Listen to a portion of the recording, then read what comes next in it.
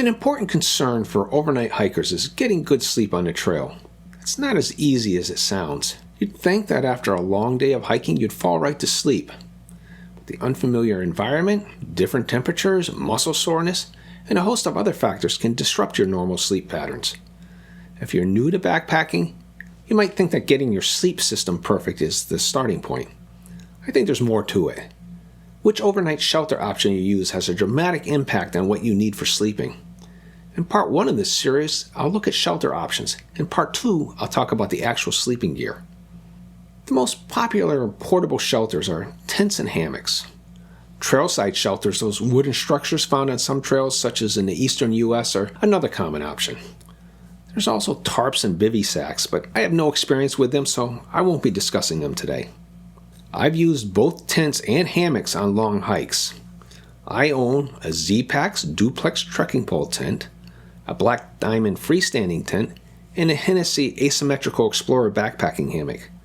These are not brand or model recommendations, they're what I have, and they represent 3 of the choices I'm discussing today. Before I get into tents and hammocks, a few thoughts about those trailside shelters. These shelters are available extensively in the United States. They have their advantages. First, they're there when they're there. No setup required. Many have an associated privy, picnic table, bunks, hanging hooks and pegs, and a water source. Available shelter space means no need to set up a tent or hammock in bad weather. You can break camp faster, no need to take down a portable shelter. But there are downsides to trailside shelters. Most are first come, first served. If you arrive late in the day, there may be no room for you. Most hikers will do their best to find you space, but sometimes it's just not possible. Rodents inhabit many shelters, and with them come the risks of hantavirus and insect-borne diseases from the fleas and ticks they carry. Many hikers snore. They get their sleep, you might not get yours. Keeping your gear together is a challenge. In a crowded shelter, there are people and equipment everywhere. Open-faced shelters they're open. They're open to insects. Less remote shelters are sometimes hangouts for local partiers.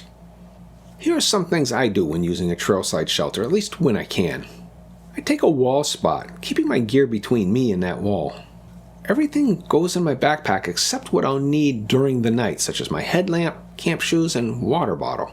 In the morning, I wait for others to leave. This makes packing up easier. Even when tenting near a shelter, I do this so I can use the shelter for breaking camp. It provides a flat, relatively clean floor, or maybe the picnic table, for rolling up a tent and sleeping equipment. Shelters are a viable option, especially when you're hiking less crowded times and areas. On a 5-week hike a few years ago, I spent 11 nights in my tent, 12 in hostels or motels, and 11 in shelters. I shared the shelters with 2 other hikers at the most. Even on trails with a lot of shelters, they're not universally available. Some will be too crowded, too far apart for a single day's hike, or closed for one reason or another. You need a portable shelter with you if you're staying out overnight. A tent, however, acts as your private home, free from diseases and snoring from other hikers. You can keep your equipment inside with you, and most have insect netting. They can be used anywhere it's legal as long as you can find a flat spot. You can get up at night without disturbing other hikers. The sleeping gear you use in your tent should work if you do stay in a trailside shelter. There are disadvantages though. They can be colder than a shelter since you're closer to the ground. On the John Muir Trail, or JMT, ice formed on water on the ground, while it didn't, and my water bladder hung just 4 feet higher. On the AT, where the ground cold effect is less dramatic, a tent's enclosed space can actually be warmer than an open-faced shelter. Some lightweight tents are almost see-through. Tents require a flat spot for proper pitching. Even established campsites often lack good flat ground. Set up and tear down in rain is a hassle. In a downpour, keeping equipment in the inside of the tent dry requires practice. The ground is a heat sink. You need a good sleeping pad, which serves 2 purposes: comfort and insulation, important for older hikers with joint and muscle issues, and we have more difficulty regulating body heat. Stake tents, such as trekking pole tents, are tough to set up on hard ground. I faced this several times on the JMT where it was nearly impossible to sink stakes. Same thing in the Grand Canyon. A freestanding tent is better for those areas. It takes practice and finesse to set up a trekking pole tent on a platform. I give tips for that in this video here. Here are some other things to consider. You should count gear as a person. A 2-person tent is good for 1 person and gear. A 3-person tent is good for 2 people and their gear. If you can secure your equipment outside the tent in the vestibule, smaller tents can work, but the person rating of the tent generally means sleeping space only. Getting up at night requires pre-planning and a tent design that makes it easier. If you're sharing a tent with another hiker, plan how to get out without crawling over them. Develop simple habits, like always setting zippers and tent doors to the same position. That way, you don't have to fumble around in the dark to find the exit when your bladder is screaming at you. Keep water bottles, eyeglasses, and headlamps in the same place every night. Single-wall tents are susceptible to condensation inside. Double-wall tents with a main body and a cover are less so. It hasn't been a problem for me, though both my tents are single-wall, but it's something to consider when you're purchasing a tent. Backpacking hammocks are not the backyard toys your kids or grandkids play on. They're serious shelters. I got a hammock from a guy who said it was bad for his back. When I opened it up, I realized it was still in its factory-packed state. He just assumed it wouldn't work. I think that's a bad assumption to make without medical advice. Many hammock backpackers say they're great for their backs. Now, I don't have chronic back pain, so I don't know, but I suspect it depends on the nature of the back problem. Before you decide a hammock is not for you, check with your doctor or try one out. For most hikers, hammocks are extremely comfortable. They're sometimes heavier than a tent, but you'll need lighter sleeping equipment, and that offsets that. Flat ground is not needed. You can set up anywhere there are suitable trees. Some hammocks can be used as a camp chair, but there are downsides.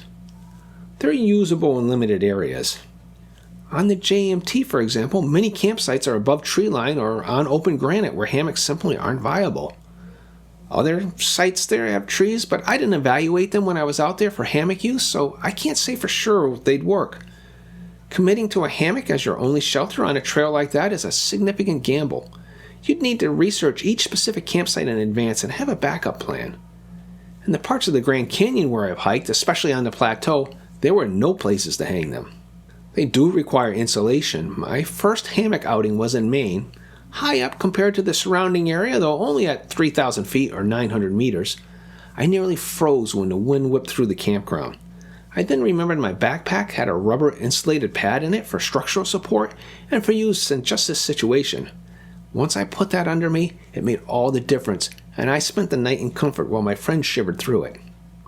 There's limited room for gear. You need to cover gear, hang it, or have a secondary equipment hammock underneath. Depending on the design, they can be difficult to get out of. That's important for older hikers who need to get up at night. Depending on your sleeping gear, this may mean getting out of a sleeping bag within the hammock, then getting out of the hammock into your shoes, if you can even see them.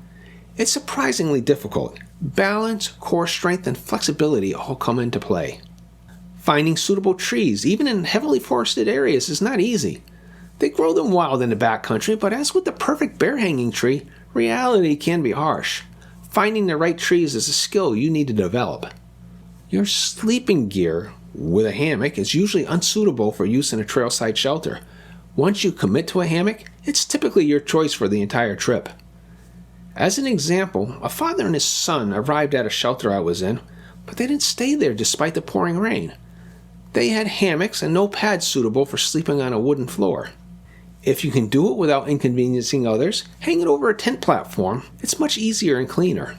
Set it up and sleep in it in your yard if that's possible. It takes practice to get the hang of it. What's the right portable shelter? I can't answer that for you. I've used both, but I have no desire to get into debates that claim one or the other is always the best. How it affects your sleep is important. I hope this video gives you enough to think about and work with to help you decide what's right for you. If you found this information useful, please like, share, subscribe, and comment on this or other topics you'd like me to cover. And if you haven't seen this video, I recommend you take a look at it now. Thanks for watching.